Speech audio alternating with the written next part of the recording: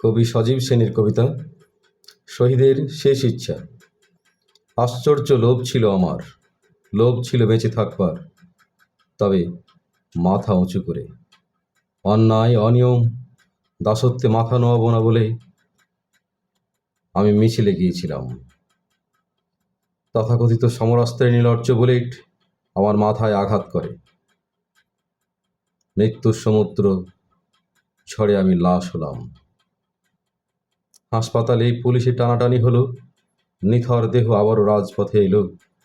এবার আমি বেওয়ারিশ হলাম।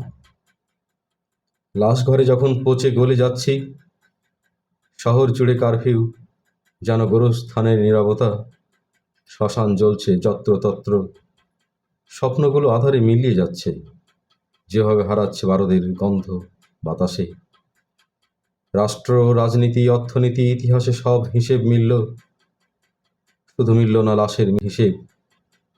না মেলা হিসেবে আমার রক্ত বিন্দু অবেলার বৃষ্টিতে ধুয়ে যায়, মিশে যায় ধুলায় ধূসরিত হয়ে। রাজপথের প্রতিটি ধূলিকণা যদি সাক্ষ্য দেয়, যদি না করে বেইমানি, জনস্রোতে ভাঙবে অন্যায়ের বাঁধ, বইবে উত্তম বাতাস, বলবে তারুণ্য সমস্বরে, মুক্তি চাই, মুক্তি দাও।